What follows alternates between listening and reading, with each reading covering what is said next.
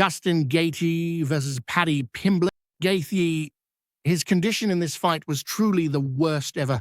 His whole body looked swollen. He looked chubby and his movements were slow. He also abandoned his craft kick.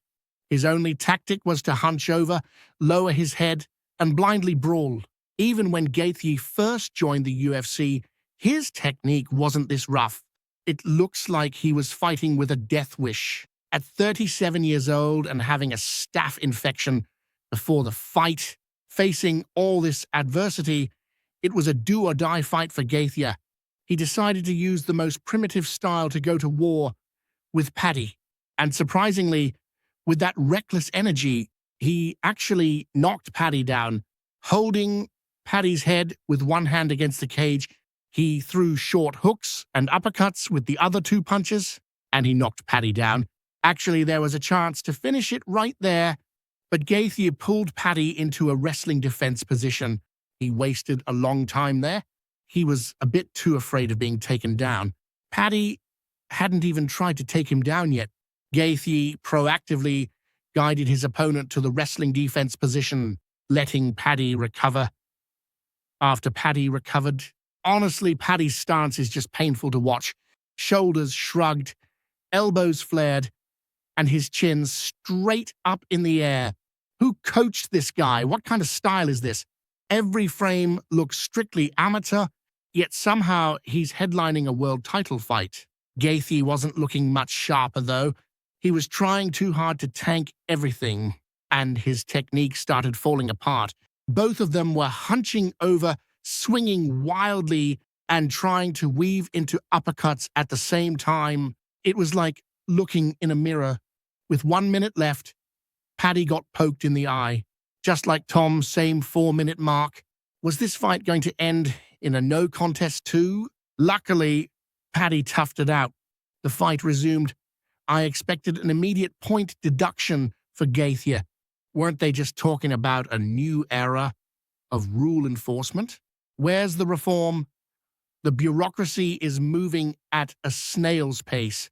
Back against the cage, it was more of the same. Just mirror image brawling, looping hooks, hunching over, and fishing for uppercuts. Paddy clearly had the speed and volume advantage, but he was trying too hard to be technical instead of getting into the trenches with Gaethje. He looked tentative, while Gaethje was out for blood. Paddy wanted to play a game of attrition. Gaethje wanted to end him. Round 2, Paddy's pillow punches were embarrassing. No self-respecting boxing coach would sign off on that.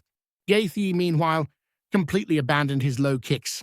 He just kept bobbing and weaving, looking to close the distance and flatten Paddy. Once inside, Gaethje would just clinch up and drag him into the wrestling defense position. It's like he has takedown defense PTSD. Paddy wasn't even shooting, yet Gaethje insisted on defending. Paddy made it even more ridiculous by kicking Gaethje's elbow and clearly hurting his own foot.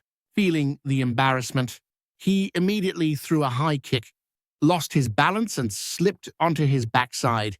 No wonder fans are calling this the amateur hour main event. The technicality was non-existent, but you can't deny the pure entertainment value. Paddy had 2 ways out. Either use his remaining cardio in the second to force the wrestling, or lean into his youth and durability to trade leather. Gaethje is almost 40. He might not win a long fight that wears people down, but Paddy chose option C, an overconfident belief in his striking. He tried to outsmart the veteran, but only ended up tiring himself out. By the 3rd time, Gaethje dragged him into a clinch. Paddy looked lost. To a casual observer, it looked like unsuccessful takedown attempts, but he was really just falling into the clinch while trying to weave. Whenever Gaethje messed up, Paddy followed it up with an even bigger blunder. He'd try to get up, then decide to flop to his back to pull guard, only to slam himself onto the canvas. People thought he'd been KO'd by a knee, but he just stumbled and popped back up. Then he took another thumb to the eye. He ate some massive shots in those final 10 seconds for no reason. The eye pokes were a huge factor. Paddy looked completely rattled in the corner. Left eye in the first, right eye in the second. It felt like Gaethje was trying to blind the man. The ref saw the replay and did nothing. If they were serious about the rules, Gaethje has already been deducted 2 points so far. Round 3, Gaethje finally took his foot off the gas. He threw one low kick, but mostly used the round to recharge his batteries. Paddy started landing jabs. Usually you need slow-mo to see the details, but at this pace, you could see everything perfectly at 150% speed. Gaethje was catching heat, but a low blow from Paddy gave him a much-needed breather. I guess Gaethje's fouls hurt Paddy, and Paddy's foul gave Gaethje a reset. Round 4, Gaethje surged back, found his rhythm, and started landing the heavy punch. Paddy finally tried a real takedown, but he was moving in slow motion. It was painful to watch. You were worried he'd trip over his own feet. By this point, his tank was empty. He should have wrestled in the second. By the fourth, it was too late. The final rounds turned into an MMA version of a slap-fighting contest, just a back-and-forth war of attrition. Against the cage, Paddy took another shot to the groin. The ref missed it again. At this rate, Gaethje should have been deducted 3 points. Paddy was technically leading, but by round 5, his face was a mess. His gas tank was completely empty.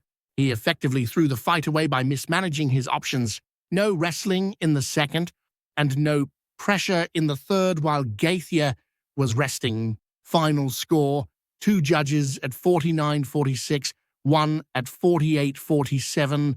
Gaethje takes the unanimous decision. Looking back, Paddy couldn't even beat a 60% version of Gaethje. That's a tough look.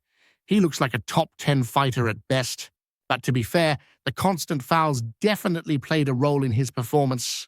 Plus, for a jiu-jitsu specialist to go 5 rounds in a striking war with Gaethje, it shows he's got some heart, at the very least. It all just depends on how you choose to see it.